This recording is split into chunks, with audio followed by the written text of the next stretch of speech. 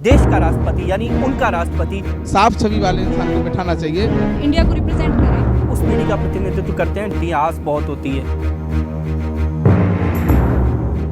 नमस्कार, जनता की आवाज़ में आपका स्वागत है। मैं हूं आशीष पाराशर और आज हमें राजधानी जयपुर में महामहिम का चयन कुछ दिनों में हो जाएगा, लेकिन देश की जनता के सामने एक सवाल है कि राजनीतिक दल अपने अपने प्रत्याशियों को मैदान में ला रहे हैं, लेकिन आम लोगों का एक सवाल है कि आखिर देश का राष्ट्रपति यानी उनका राष्ट्रपति उनकी नज़रों में कैसा हो। आज हम यही चर्चा करेंगे हमारे इस खास कार्यक्रम जनता की आवाज़ में, और जो लोग हमारे साथ इस कार्यक्रम में लगातार बने रहेंगे मैं उनका परिचय कराना चाहूँगा। हमारे साथ यहाँ पर हैं सुखराम कोहली जी, विधायक हैं, राजेंद्र सिंह जी मीणा हमारे साथ हैं, किसान कांग्रेस से हैं, राजेंद्र सुरपुरा हमारे साथ हैं, युवा नेता हैं, तेज सिंह जी हमारे साथ हैं, युवा नेता हैं ये भी, अलका बत्रा जी हमारे साथ हैं, अमित बिश्नोई हमारे साथ हैं, अध्यक्ष हैं यहाँ पर एक विधि महाविद्यालय है उसके, राजेश चौधरी जी हैं हमारे साथ हैं, महासचिव हैं डिस्ट्रिक्ट बार एसोसिएशन के, धर्मवीर शर्मा हमारे साथ हैं, इसके अलावा हमारे साथ मनोज भारद्वाज जी हैं, नूपुर संस्थान से हैं। इसके अलावा काफ़ी सारे छात्र,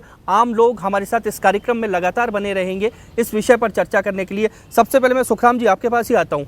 क्या लगता है, राष्ट्रपति एक ऐसा पद है जिसका चयन आम आदमी को लगता है कि मेरा राष्ट्रपति, मेरे देश का राष्ट्रपति, लेकिन राजनीतिक दल उसमें भी राजनीति करने लग जाते हैं। भाई, जो संविधान का सर्वोपरि जो पद है वो राष्ट्रपति है, और हम सभी जो आम लोग हैं वो सभी ये चाहते हैं कि जो अपने भारत का जो राष्ट्रपति हो, जो प्रथम व्यक्ति हो, वो ऐसा हो कि जो जनता की आवाज़ सुने और जो जनता से संबंधित कार्य हैं उन कार्यों को इस तरह से क्रियान्वित करे जिससे जनता का अधिक से अधिक भला होना चाहिए। यहाँ पर मेरे हिसाब से तो जो राजनीतिक दल हैं, राजनीतिक दलों को अपने दलगत राजनीति से ऊपर उठकर ऐसे व्यक्तित्व, साफ छवि वाले इंसान को बिठाना चाहिए कि जो सिर्फ और सिर्फ जनता के हृदय पर राज करे। और चलिए आप कह रहे हैं कि साफ छवि जनता के हृदय पर राज करे। राजेंद्र जी, क्या लगता है कि जनता के हृदय पर राज करते हैं? क्योंकि राष्ट्रपति एक ऐसा पद है, आम आदमी को अपेक्षा होती है मेरे देश का राष्ट्रपति जो संविधान का सर्वोच्च पालन करवाने वाला व्यक्ति होता है, क्या आदमी जुड़ाव महसूस करता है? राष्ट्रपति का पद तो एक बहुत बड़ा पद है और एक पहला पद, अब एक पहला इंडिया का पहला पद मान के चलो आप, तो ये तो ऐसा पद होना चाहिए कि जिससे कोई स्वतंत्र बिल्कुल नागरिक ऐसा हो जो काम करे, देश के प्रति अच्छी भावना रखे और अपनी बात और देशों में जाके अपनी बात रखे।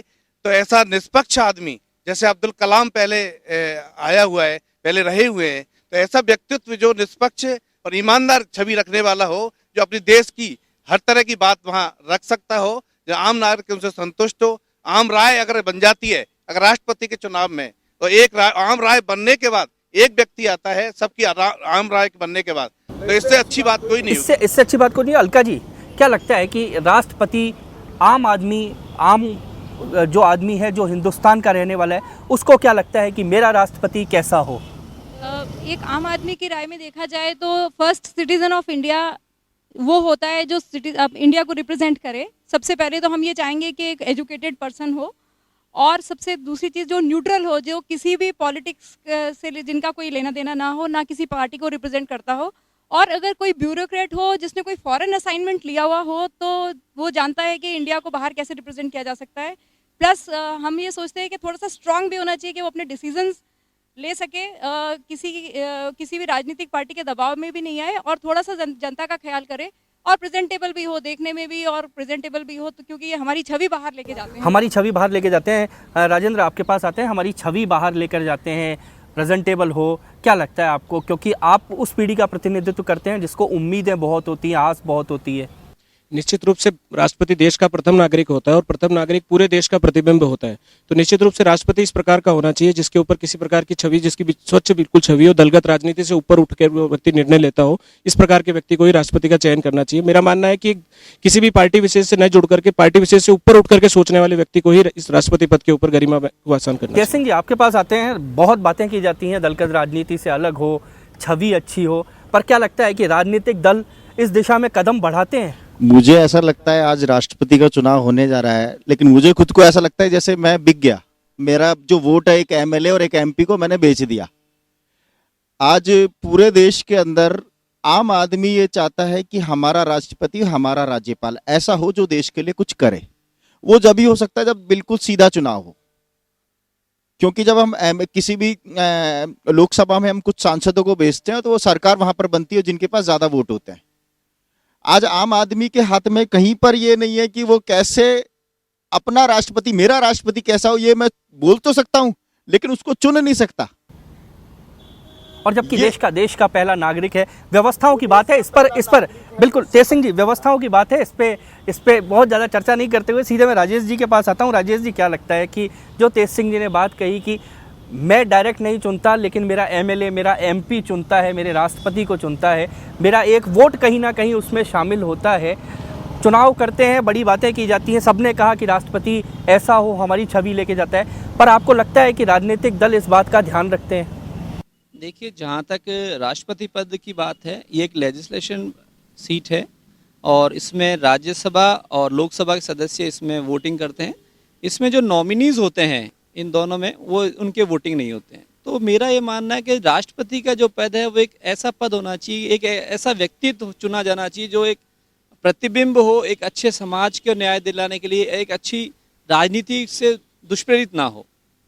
चूँकि मैं एक लीगल एडवोकेट, लीगल के संबंध में बात करूँगा तो मैं यही कहूँगा कि हमेशा राष्ट्रपति का चुनाव एक प्रजातांत्रिक तरीके से होना चाहिए। अब इसमें अभी इस पार्टीज़ के वोटिंग होता है, इसमें भाई लोकसभा राज्यसभा के सदस्य मिलकर राष्ट्रपति का चुनाव करते हैं, जबकि इसमें डायरेक्ट इलेक्शन होना चाहिए, इससे एक अच्छी उम्मीदवार, एक अच्छी शख्सियत सामने आए। चलिए, ये आपका सुझाव भी हम साथ लेते हैं। साथ में मनोज जी के पास आते हैं। मनोज जी एक नूपुर संस्थान से जुड़े हुए हैं, आम लोगों का प्रतिनिधित्व मनोज जी करते हैं।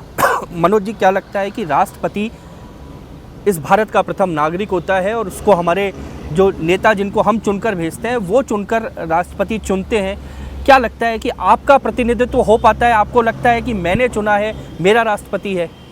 मैं बस वही बात करना चाह रहा हूँ। अभी पिछले दिनों एक स्टेटमेंट हम लोग देख रहे थे, उसमें था कि प्रतिभा जी ने पहली बार राष्ट्रपति भवन के रास्ते आम लोगों के लिए खोले गए।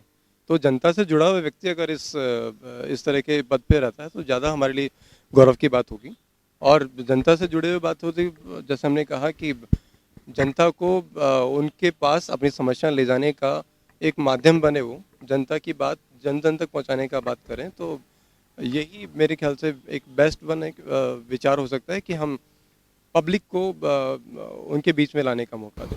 कहीं ना कहीं आम लोगों से जुड़ा हुआ इनका मानना है, सीधे अमित आम लोगों से जुड़ा हुआ राष्ट्रपति का क्या लगता है कि एक सर्वोच्च संस्था है जो देश की आखिरी, एक तरह से कहा जाए, जो उम्मीद होता है, जहां पर आखिरी गुहार लगाई जाती है, क्या आम व्यक्ति का जुड़ाव उस तक हो पाता है या ऐसा आदमी हो कि आम व्यक्ति जुड़ाव महसूस करे? बिल्कुल ऐसा होना चाहिए कि भी आम व्यक्ति का जुड़ाव होना चाहिए, महसूस नहीं करे, लीगली होना ही चाहिए। क्योंकि आजकल तो ये दलगत राजनीति का ज़्यादा प्रयोग हो रहा है। हर नेता ये चाहता है कि भी जो भी राष्ट्रपति बने वो मेरी कठपुतली हो। तो ये ऐसे ही देखने को आ रहा है। यूपी में भी अभी वो आए हैं कि सबने अपना अपने नाम नॉमिनेट किए हैं, तो ये अच्छी बात है। ये अच्छी बात नहीं है। राजनीतिक व्यवस्थाओं में जो व्यवस्थाएं हमने कायम की हैं उन व्यवस्थाओं में ये अच्छी बात नहीं है। इस पर हम चर्चा करेंगे कार्यक्रम में। यहाँ पर आगे बढ़ने से पहले लेते हैं एक छोटा सा ब्रेक। देश का राष्ट्रपति यानी उनका राष्ट्रपति साफ छवि वाले इंसान को बिठाना चाहिए, इंडिया को रिप्रेजेंट करें। उस पीढ़ी का प्रतिनिधित्व करते हैं, इतिहास बहुत होती है। देश का राष्ट्रपति यानी उनका राष्ट्रपति साफ छवि वाले इंसान को बिठाना चाहिए, इंडिया को रिप्रेजेंट करें। उस पीढ़ी का प्रतिनिधित्व करते हैं, इतिहास बहुत होती है। ब्रेक के बाद कार्यक्रम में एक बार फिर से आपका स्वागत है। ब्रेक से पहले हम चर्चा कर रहे थे यहाँ पर जो मौजूद लोग हैं उनके साथ कि आखिर कैसा हो राष्ट्रपति। अब हमारे साथ जुड़ चुकी हैं प्रोफेसर एनाक्षी चतुर्वेदी जी, राजस्थान विश्वविद्यालय में राजनीतिक शास्त्र में है। हम सीधे उनके पास चलते हैं। एनाक्षी जी, एक बड़ी चर्चा होती है पूरे, जब राष्ट्रपति का चुनाव होता है आम लोगों को बड़ी उम्मीद होती है कि हम जो चाहते हैं हमारा राष्ट्रपति ऐसा हो। क्या आम आदमियों की उम्मीदों पर वो चुनाव होता है? आम आदमी की उम्मीद तो वहाँ रिफ्लेक्ट नहीं हो पाती, लेकिन वास्तव में एक राष्ट्रपति ऐसा होना चाहिए जो संविधान के विषयों का विशेषज्ञ हो। वो पॉलिटिकल हो सकता है, लेकिन पॉलिटिकल के साथ उसे अगर संवैधानिक विषयों का ज्ञान हो, क्योंकि राष्ट्रपति से अपेक्षा है कि वो कॉन्स्टिट्यूशन को प्रिजर्व, प्रोटेक्ट एंड डिफेंड करता है। तो अगर वो इन विषयों को नहीं समझता है तो वास्तव में बनने के बाद भी वो उनकी अपेक्षाओं को पूरा नहीं कर पाता, क्योंकि हमारे राष्ट्रपति की एक विशिष्ट स्थिति है। हम इसको अमेरिका के राष्ट्रपति से तुलना नहीं कर सकते, ब्रिटेन के सम्राट से तुलना नहीं कर सकते। इसकी बिल्कुल विचित्र स्थिति है, विशिष्ट स्थिति है कि हमारा फेडरल कॉन्स्टिट्यूशन है, हमारा संघीय संविधान है। संघीय संविधान होने के कारण वो केंद्र का प्रतिनिधि नहीं है, वो केवल संघ का प्रतिनिधि नहीं है, वो राज्य का हेड ऑफ द स्टेट है। और head of the state includes head and states and union both, है ना। तो इसलिए उसको राज्यों का भी हितों को सुरक्षित रखना होता है। जबकि राष्ट्रपति का हमारा जो इतिहास है वो है कि वो केवल नॉमिनल हेड है, वो रबर स्टैंप है और वो केवल काउंसिल ऑफ मिनिस्टर की राय के अनुसार चलेगा। लेकिन हमारा राष्ट्रपति अगर सशक्त है, वास्तव में संवैधानिक विषयों का विशेषज्ञ बहुत है, सारे मौके ऐसे आए हैं जब राष्ट्रपतियों ने अपनी डिस्क्रिप्शन का प्रयोग किया है। जैसे ज्ञानी जैल सिंह जो कि उतने विशेषज्ञ नहीं थे, लेकिन उनको इस विषय की विशेषज्ञता थी और उन्होंने बहुत सारे बिलों को रोका है, क्योंकि उससे अपेक्षा है कि वो राज्य की जो भावना है उसको भी सुरक्षित रखे, केवल एग्जीक्यूटिव की राय के अनुसार ही ना चले, क्योंकि उसे राज्यों के हितों का भी प्रतिनिधित्व करना संरक्षण होता करना है, सुरक्षित रखना है। लेकिन आपके पास सुखराम जी, आपके पास आता हूँ, उन्होंने जो बात उठाई है बहुत महत्वपूर्ण बात उठाई है कि हम राजनीति के आसपास राष्ट्रपति को ढूंढते हैं, जनता के आसपास नहीं ढूंढते, और सबसे बड़े जिम्मेदार राजनीतिक होते हैं। तो ये वास्तव में सही बात है कि जो राष्ट्रपति है आप भी राजनीतिक है, सर्वोच्च पद है, इसलिए जिम्मेदारी स्वीकार रहे हैं आप। चलिए चलिए चलिए चलिए चलिए, मैं आपकी बात पूरी बिल्कुल नहीं, आपकी बात मैं पूरी सुनूंगा सुखराम जी। ये जो पूरा जो पद है ना, ये संवैधानिक पद है, और जैसे मैम ने कहा ये सही बात है कि जब तक वो विशेषज्ञ नहीं होगा तो जो बिल से आते हैं, और बिल से ऐसा है कि जो राजनीति में जुड़े हुए लोग हैं वो अपने स्वार्थ और वोट बैंक को ध्यान में रखते हुए बिल बनाते हैं। तो ऐसे बिल जो जनता के हित की रक्षा नहीं कर सकते, उन बिलों को रोकना राष्ट्रपति का अधिकार है, और ऐसा होना चाहिए। और कई बार ऐसी प्रक्रिया आई है कि जिस समय बिल बना के राज्यसभा वो लोकसभा से गए हैं, और उनको ज्ञानी जैल सिंह जी भी हैं और अब्दुल कलाम जी ने भी कई बिलों को उनको रोका और उनको वापस किया कि इसमें आप अमेंडमेंट कीजिए, और अमेंडमेंट करने के लिए उनको मजबूर किया। तो निश्चित रूप से जो राष्ट्रपति सर्वोच्च पद है और पूरे वर्ल्ड में अपने भारत को, अपने देश को रिप्रेजेंट करता है, तो निश्चित रूप से विशेषज्ञ तो होना ही चाहिए। साथ साथ जो राजनीतिक पद है, जो स्वार्थ के लिए राजनीति करते हैं, ऐसे लोगों को रोकने के लिए राष्ट्रपति के अंदर इच्छा शक्ति होनी चाहिए, और इच्छा शक्ति जब भी होगी जब वो अपने विषय की विशेषज्ञता होगी। राजेंद्र जी, आपके पास मैं आ रहा हूँ। इन्होंने कहा जो इच्छा शक्ति होनी चाहिए, लेकिन बात यह है कि राजनीतिक दल उसी राष्ट्रपति को चाहते हैं जो रबर स्टैंप हो, जो बिलों को ना रोके, जो कहीं ना कहीं टोके नहीं, और कुल मिलाकर उनके दल के हितों का संरक्षण करे, राज्य हितों का नहीं। जो बात ये कही है, इसमें क्या है कि ऐसा राष्ट्रपति नहीं होना चाहिए। राष्ट्रपति नहीं होना चाहिए, नहीं होना चाहिए। अंत में सहमति ऐसों पे बनती है। नहीं, बात आपकी ठीक है, पर राष्ट्रपति ऐसा चुना जाए जिससे कम से कम प्रत्येक राज्य का ध्यान रखे, प्रत्येक पार्टी का ध्यान रखे। उनको तो एक ऐसा पद है जो हर पार्टी से ऊपर हटके एक पद है, जिसका किसी पार्टी के बिल्कुल पक्ष करना ही नहीं चाहिए। राष्ट्रपति का पद तो बिल्कुल सबसे ऊपर हटके है, तो ये बिल्कुल अलग हटके है। तो इसका निश्चित रूप से आगे हमको क्या, जिससे हमारे देश का प्रतिनिधित्व कर सके, देश की समस्या संविधान की जो बात है, ये वास्तव में सही है। अगर संविधान का जन राष्ट्रपति को पूरा ज्ञान होना चाहिए, ज्ञान होने के बाद ही अगर कोई बात हम आगे रख सकते हैं, दूसरे देश में अपनी समस्या है, और कोई भी बढ़ चढ़ के ईमानदारी से पक्ष रखे, हमारे देश का, अपने हित में, देश के हित में बात करें, ये बहुत जरूरी है। चलिए, आपके बाद मैं इधर आता हूँ, तेज सिंह जी के पास आता हूँ। तेज सिंह जी, जो कुल मिलाकर एक राष्ट्रपति चुनने के लिए आम सहमति होनी चाहिए थी, एक आम राय बननी चाहिए थी, पूरे देश का चेहरे दिखना चाहिए था, उस चुनाव में राजनीतिक दल अपने छोटे छोटे एजेंडों को लेकर बैठे हैं। दो चाहते हैं ये राष्ट्रपति बने, दो छोटे दल चाहते हैं ये राष्ट्रपति बने। क्या देश के लिए ये तस्वीर सही है? देश के लिए ये तस्वीर तो बिल्कुल सही नहीं है। वो इसलिए कि जिस तरह से अभी बात की, मैडम ने भी बात की, बाकी एमएलए साहब ने भी बात की कि रबर स्टैंप, तो रबर स्टैंप यही लोग हैं जो लोग इस तरह से चुनकर लाते हैं, अपना आदमी लाते हैं जिसे हम जानते ही नहीं है। कई उपराष्ट्रपति ऐसे बने जिनको हमने शक्ल में ही पहली बार देखा। हम अमेरिका का चुनाव देखते हैं तो एक 2-3 महीने तक एक उत्साह रहता है, पूरा देश का, हमारी देश का मीडिया पूरा बार बार उसे दिखाता रहता है, वो कहता है उसकी इकोनॉमी कैसे चलने वाली है, उसके साथ कौन सी टीम रहने वाली है। हमारे यहाँ क्या राष्ट्रपति को हम वो टीम देते हैं? क्या वो अपनी इच्छा से 20 लोगों को ले सकता है क्या उसके अंदर कि भाई ये मेरी टीम है, ये भी साथ में मेरे काम करेगी? ये सब कहीं नहीं है।